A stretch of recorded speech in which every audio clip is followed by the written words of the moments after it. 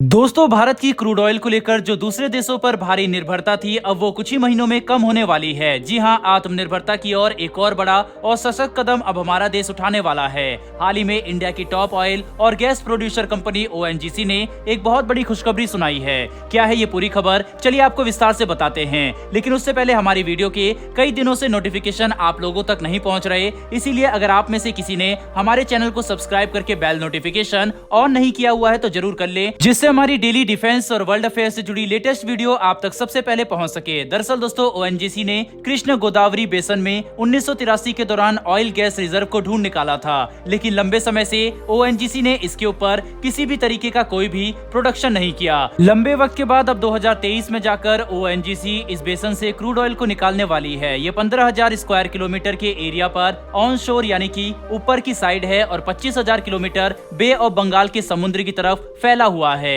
आंध्र प्रदेश के अंदर इन दोनों ही नदियों का पानी मिलकर समुद्र में चला जाता है। इसी जगह पर उस बेसिन में 5 किलोमीटर मोटे सेंडिमेंट में, जिन्हें अलग अलग ब्लॉक्स में डिवाइड किया गया है, इन सभी ब्लॉक में अलग अलग तरह के मिनरल्स और नेचुरल गैस के रिजर्व्स मौजूद हैं। इन सभी ब्लॉक में जो ब्लॉक 6 है वो इंडिया का लार्जेस्ट नेचुरल गैस रिजर्व है, जिसमें राइट्स रिलायंस इंडस्ट्रीज के पास मौजूद है। लंबे समय तक ONGC ने अपने इस केजी बेसिन के अंदर किसी भी तरीके का प्रोडक्शन शुरू नहीं किया, लेकिन 1983 के बाद 2009 से 2015 के बीच में ONGC ने केजी बेसिन के अंदर कई सारे ऑयल गैस के रिजर्व को लगातार ढूंढना शुरू किया। फिलहाल जिस ब्लॉक में ONGC काम कर रहा है वो कृष्णा गोदावरी बेसन की डीप वाटर ब्लॉक KG-D5 का हिस्सा है, जो कि रिलायंस इंडस्ट्रीज के KG-D6 के बगल में है। इसी ब्लॉक के अंदर ONGC गैस की प्रोडक्शन को शुरू कर रहा है। हालांकि ये प्रोडक्शन 2019 में शुरू किया जाने वाला था, लेकिन कोविड-19 और उसके बाद कई सारे इकोनॉमिक और इन्वेस्टमेंट की शॉर्टेज की वजह से ये काम डिले होता गया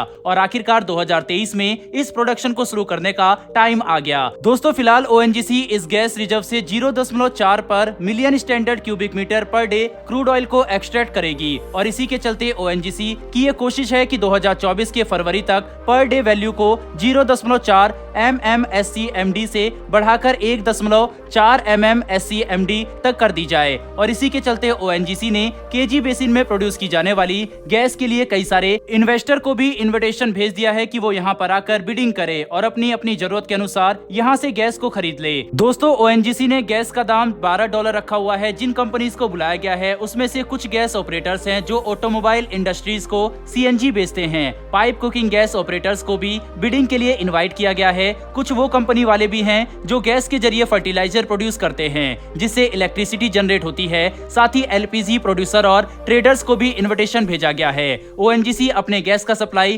15 जून से शुरू कर देंगी, यानी कि ये क्रूड ऑयल और गैस के क्षेत्र में भारत की एक काफी बड़ी छलांग होने वाली है। बहरहाल दोस्तों, बढ़ते हमारी दूसरी खबर की तरफ, जो कि डिफेंस से जुड़ी हुई है, जिसमें बताया गया है कि इंडिया और अमेरिका इस वक्त F414 टेक्नोलॉजी को लेकर फाइनल एग्रीमेंट के ऊपर बातचीत कर रहे हैं और इसी के साथ TOT यानी कि टेक्नोलॉजी ट्रांसफर के आखिरी ड्राफ्ट एग्रीमेंट में इस वक्त काम चल रहा है। क्या है ये टेक्नोलॉजी और क्यों ये भारत के लिए जरूरी है, चलिए इसको समझते हैं। दरअसल दोस्तों, लंबे वक्त से भारत और अमेरिका के बीच में कुछ टेक्नोलॉजीज को लेकर काफी सारी मीटिंग हुई है। हाल ही में हमारे देश के प्रधानमंत्री नरेंद्र मोदी ने स्टेट की विजिट की थी, जिसमें ये संभावना जताई जा रही थी कि इस तरह की कई बड़ी बड़ी डील भारत के साथ अमेरिका कर सकता है। कुछ वक्त पहले जब G7 मीटिंग ऑर्गेनाइज की गई थी, उसी दौरान भी जो बाइडेन ने टेक्नोलॉजी शेयर को लेकर भारत के साथ कई बड़े वादे किए थे, जिसे पूरा करते हुए F414 फाइटर जेट इंजन पर अब फाइनल स्टेटमेंट दी जा रही है। हिंदुस्तान एरोनॉटिक्स लिमिटेड के ऑफिशियल्स ने इस बारे में जानकारी दी है कि वे फिलहाल एग्रीमेंट के ऊपर काफी ज्यादा बारीकी से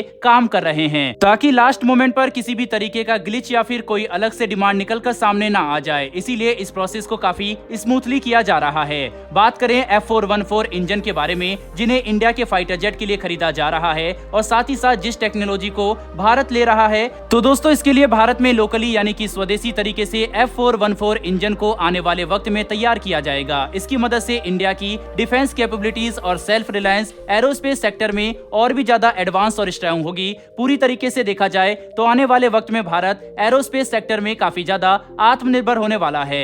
दोस्तों, इस टेक्नोलॉजी ट्रांसफर की मदद से सिर्फ और सिर्फ इंडिया के डिफेंस के इंफ्रास्ट्रक्चर को ही मजबूत नहीं किया जाएगा, बल्कि जॉब क्रिएशन भी इससे बढ़ेगी और दोनों ही कंट्रीज की इकोनॉमिक ग्रोथ में भी ये टेक्नोलॉजी ट्रांसफर एक बहुत बड़ा योगदान देने वाली है। इस टेक्नोलॉजी ट्रांसफर में भारत और अमेरिका अपनी टेक्निकल एक्सपर्टीज, नॉलेज, इनोवेशन और फ्यूचर ग्रोथ के लिए जो इनके आइडियाज है उन्हें एक्सचेंज करने करने वाले हैं। दोस्तों इस डील के ऊपर आपकी क्या राय है कमेंट बॉक्स में लिखकर जरूर बताइएगा। साथ ही हमारी आने वाली डेली डिफेंस और वर्ल्ड अफेयर से जुड़ी ऐसी वीडियो के लिए हमारे चैनल को जरूर सब्सक्राइब करें। फिर मिलेंगे ऐसी एक नई वीडियो के साथ। धन्यवाद। जय हिंद।